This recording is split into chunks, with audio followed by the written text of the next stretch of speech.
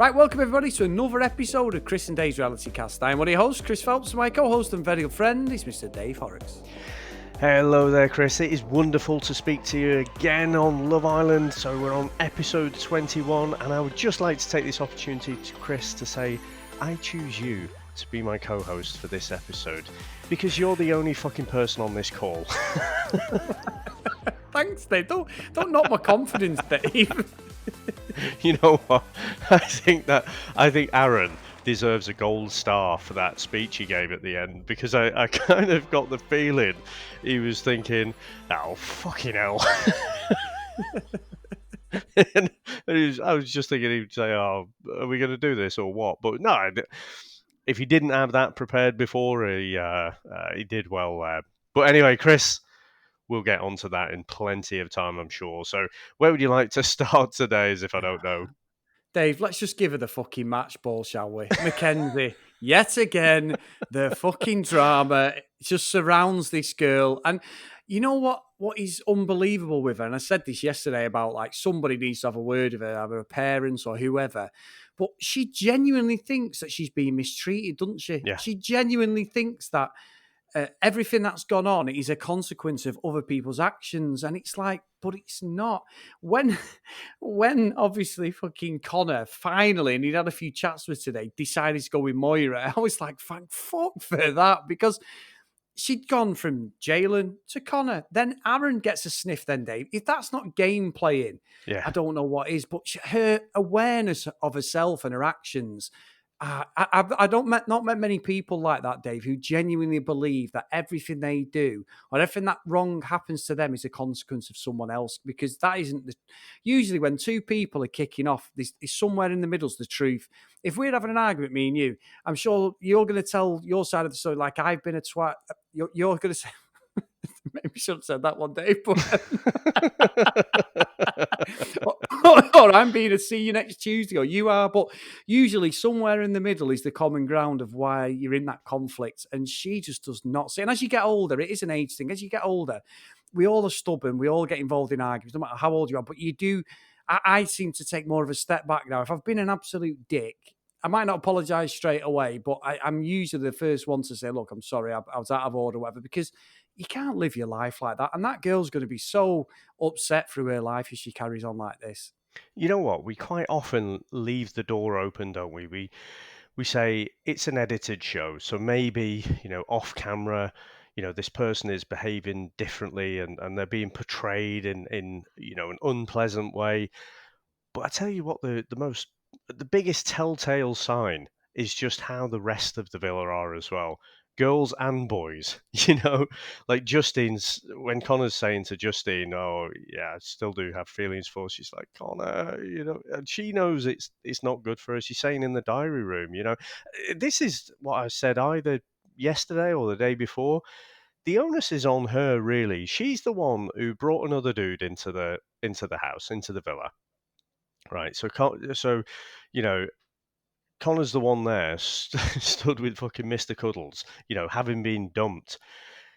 So the onus is on Mackenzie, but she cannot see anything other than everything is about me, and I find this frustrating. I kind of some of this is feeling familiar with.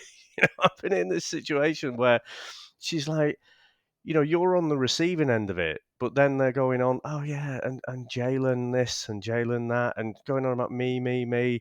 And fucking Connor's face is just like, I know it, Chris, because I've been there, and you sat there, and you're thinking, why are you telling this to me?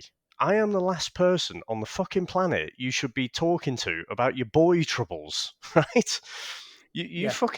You've destroyed this. I'm not saying it was great. We said, they were turning into a bit of a toxic couple and may not be good for each other before Casa Amor. But there's a whole bunch of people that she could be speaking to. So it's really fucking... I don't know if it's deliberately manipulative or she's just innately really good at being a manipulator. But, she's fucking trying to turn on the waterworks. Oh, I didn't want you to see me cry. Poking herself in the eye while she's saying that. Yeah. The smelling salts. So I just thought it was really, really fucking unfair, Chris. But when I've been in that situation as well, like Connor, I just sat there like, yeah, it's okay, I'm here for you, and so I'd love to be more Jalen and say, oh, fucking go and speak to someone else, but yeah, I thought it was really unfair the way she was just approaching that whole thing and making it all about her and nothing about what she's actually done, not actually Yeah. admitting to anything that she's done wrong. Yeah, and that's what made me laugh is why would you go and confide in the guy you dumped 2 or 3 days ago and then talk about how she picked Jalen over him because she just wanted to bring somebody new in just in case Connor dumped. It's like, where is your logic? Where is your tact? And where is your fucking decency towards Connor? Does she not respect Connor that much that he's, we called him and I've called him out, said he's a bit of a fucking doormat. Finally, Dave, he got a bit of a backbone and was like, no, I'm not putting up with this. He was nice about it. He sat there listening. And Justine was right. She's like, she even said, didn't she, hashtag free Connor or save Connor, like you said. Protect Connor That's at all costs, I protect think it Connor. was. That's it. That's one of her best friends. And she can see it saying, this Yeah. is ridiculous. Can she not see? And I think the telltale signs, and I'm like you, Dave, I'm trying to cut her a bit of slack because you know what's going to happen after this. If it's pricked the US population's interest and they're into this, then she's going to get a load of shit. The one thing I would say for her, though, she's going to get more of a career on reality TV than anybody else on this because she's going to be on fucking Love is Blind, Too Hot to Handle. She's going to be on X on the Beach, The Bachelor. She's going to be on all these, Dave, because she's TV gold. She will not see the last of Mackenzie at all, Dave, on these reality stuff. No, and I tell you what as well, just trying to force Connor's hand there. She brought out the big guns, didn't she? For for that chat. She looked like fucking Jessica Rabbit with that fucking top on. It's like, come on, just play fair for fuck's sake. We're weak as men. But I tell you what, we've given Carrington a fair bit of stick, haven't we, for being quite flirty. But I thought tonight, he didn't really put a foot wrong. I thought he was sweet with Laurel, and then so that was nice having the old kind of ad hoc date thing. And I fucking loved how he was trying to break up that conversation between Connor and Mackenzie. And like he's like tried to insert himself in there, and he got the death stare from Mackenzie. She was just like, fuck off. I'm trying to work this little puppy and get him to keep me in the villa here.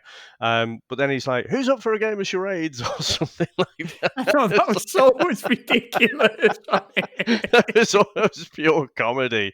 But again, fair play to him. He pulled her aside for a chat. I don't think he wasn't completely honest. I think he was saying, we need to keep you two apart kind of thing. It's not going to work. Whereas when he's saying to the boys, he's like, Connor's been screwed over. So, but no, I thought Carrington had a really good episode today.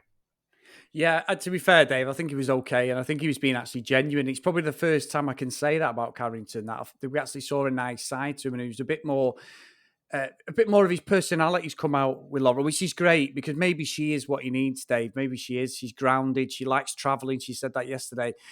I tell you what, though, Dave, you know what had me laughing? Now, it was when Cher was stood next fucking Kirsten, right? And we had fucking Calvin Freckles there doing his speech, right? Now, I need to tell you this story. It reminded me so much of a story that happened to me years ago. So obviously Calvin picks Kirsten, but he bigs it up, and you've got the smirk on fucking Cher's face. She's like, "Oh, he's picked me. Here we go." Do they do that on purpose, Chris? Because I was convinced he was talking about Cher there. I did.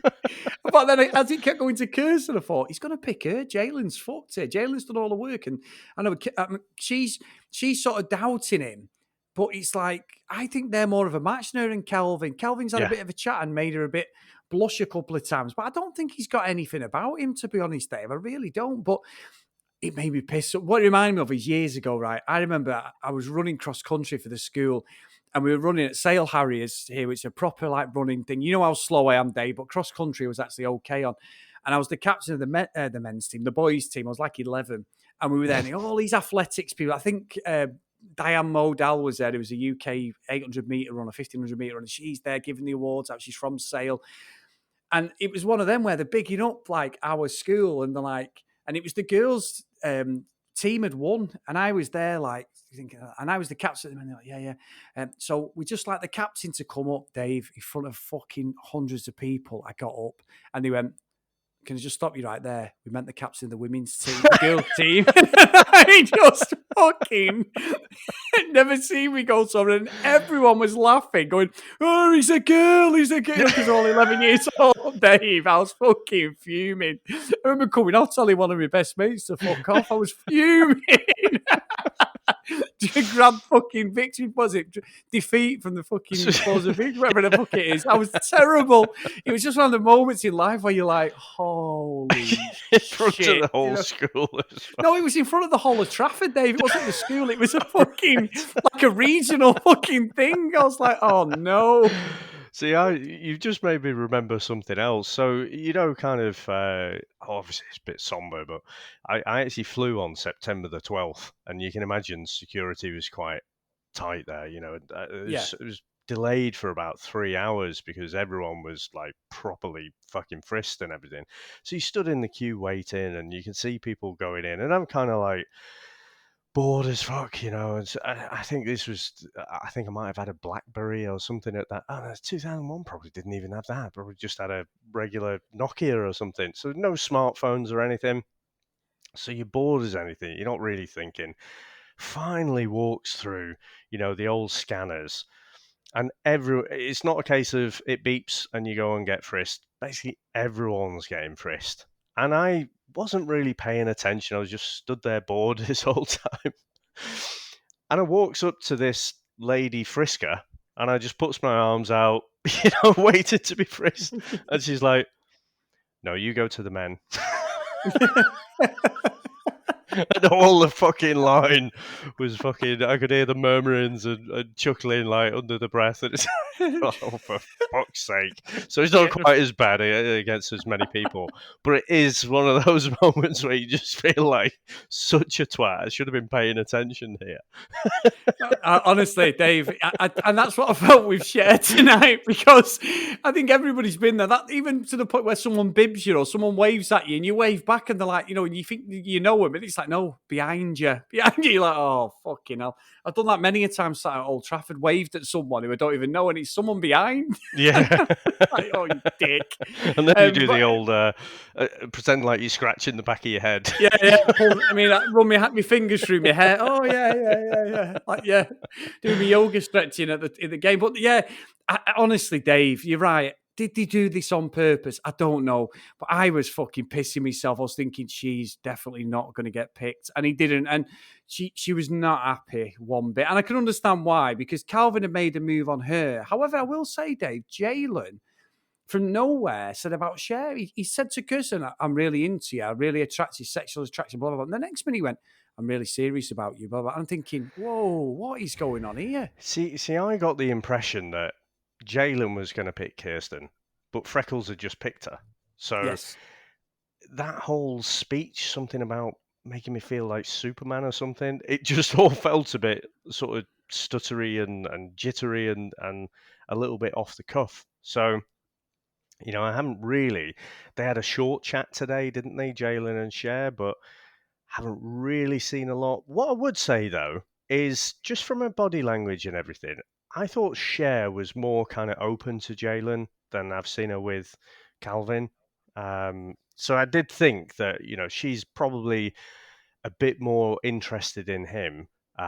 Whereas when Calvin and her had the conversation earlier, she was like, "Don't you go switching up on me."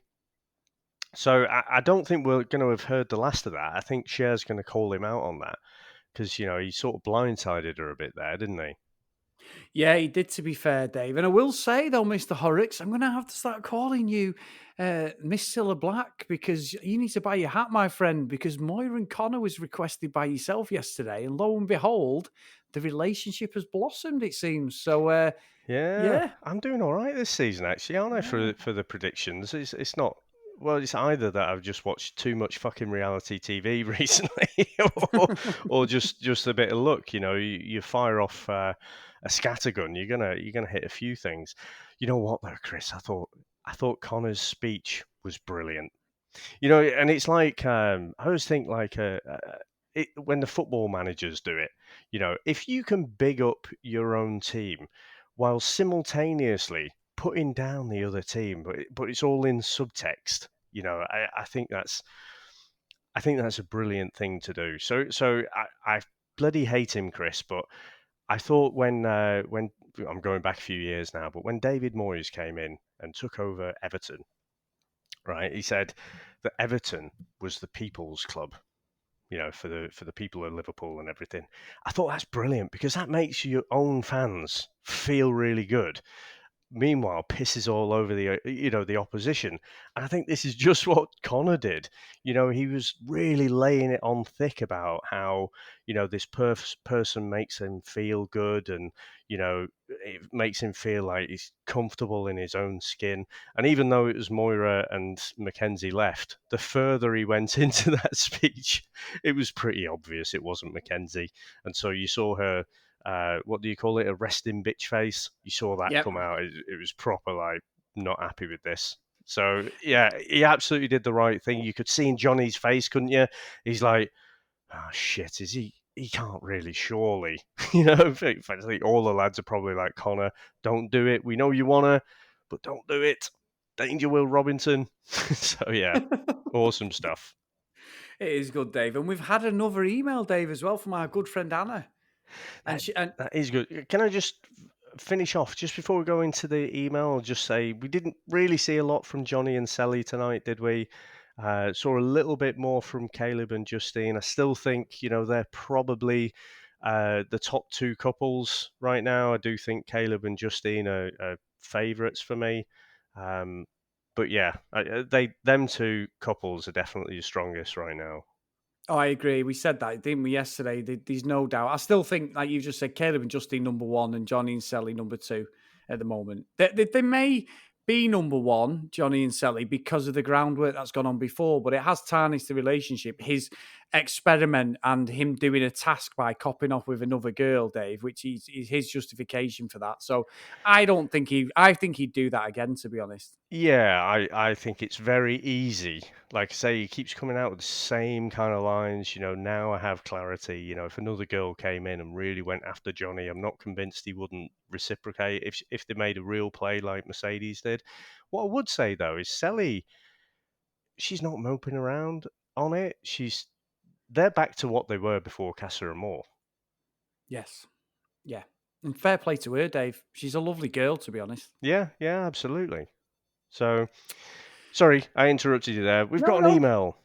We have indeed our good friend Anna, and it's entitled "And a Nation Exhaled." Yeah. Hi guys. I believe I speak for all of us when I say I'm as proud of Connor as I am for Aaron. As I am sorry for Aaron. I really thought Mackenzie was going to successfully crawl her way back to Connor, but credit where it's due, he stuck to his guns and chose Moira. It was so wonderful to see how relaxed and happy they are together. And honestly, Dave, I think that's genuine. They just seem like the weight has been lifted off both of them. Honourable mention goes to Jalen, who responded to Mackenzie's, I don't even know how to say, diatribe, Dave. Diatribe? Diatribe. Diatribe about how much she doesn't like him with noted and then walked away. Scott and I stood up and cheered. That's how much he's shown me to people there. That's brilliant. I like the way Scott's there, like me and you, Dave. Yeah. He's no, I'm more of a fan of Love Island than Sam is. Sam watching it, but I am absolutely all in on it. I go mad me when I'm watching it. Anyway, hopefully Aaron just rides out the rest of his time in the villa enjoying the view and sunshine. Maybe hit the slots or blackjack tables on his way out. It's a safer gamble than betting on Mackenzie. All the best and thanks for the daily episodes. Always a highlight of our morning, Anna. So another class email, Dave. That is really good. Again, I did like Aaron when he was in the diary room and he's like, saying all these nice things about Mackenzie, but then he's saying about, and then there's Mackenzie, the overactor and blowing things out of proportion. And he just did this like little like, ha, as if like, yeah, I really don't want to do it, but there's equal amount of boys and girls, so it might come down to that. So I don't want to incriminate myself. It's brilliant. And look, Dave, we've had a great season so far. There's been plenty of shit going down, and that's what we want. We'll look back on this and go, you know what? It's been a good season because it's just been shit. I'm sort of rewatching it over again. As I mentioned, Sam being behind us. I forgot about the situation when Lauren took Connor on a date, and I was watching it last night, and she's fucking crying, and Trey's saying to her, be nice, be nice. Yeah. And we mentioned that on the show, and it's like, holy shit. Even then, there was flags for fucking Connor. It's ridiculous. Yeah. But anyway. I think he should have... He fucked up, though, didn't he, by asking her to be his girlfriend, for fuck's sake. That gave her all the excuses she needs to say, actually, it was 50-50 to make this relationship not work. Yeah, see you later sort of thing. You're right, Dave. You're totally right. Now, Chris, anyway, on Social Media Watch, we've also got Instagram. We had a nice comment from the Booker Lorette who says, love your podcast and your sexy accents, Chris. Doesn't actually say Chris. Dave. I just added that bit. And we also... Dave, there's no way that's me. You always get the compliments on the voice, so there's not a fucking chance that's me. So anyway, Dave, take the compliment as it's finger. Right. Well, I think it's both of us. It's that northern British charm, Chris, that we've both got. So we've also got Terence. So he says Moira and Connor might be the most boring couple ever, which I agree with. But you kind of think, well, for a relationship, you think someone like Jalen, right? He is a bit of a bad boy, isn't he? He's not a safe bet there. Whereas someone like Connor is a safe bet. I'm not necessarily saying Moira's a safe bet, but the two of them together, I think, could work in the outside. He also says Kirsten is so confusing, won't last with freckles. Oh, can I just say as well, though, Chris? Kirsten is stunning, right? But she is doing my fucking head in, still pining over Carrington now. When she's going on and saying about how much affection he's given to Laurel, and she never got any of that. It's like, oh, come on, dude, you'd need to get over it or get out of the villa. So anyway, and it says I like share with Jalen. Agreed. Mackenzie and Aaron won't get many votes and are gone. Can't agree with that more. She's so manipulative and turns the waterworks too much. Awesome. And we also had, I'm sure we had some more actually. Sure I saw Geek Girl Soup say something, but I can't find it. It's a great bit of podcasting, this. Dave, just carry on with your sexy voice. And now it's midnight caller time. With Dave Horrocks and Chris Phelps. No, sorry, it's gone. It's like that email that you deleted.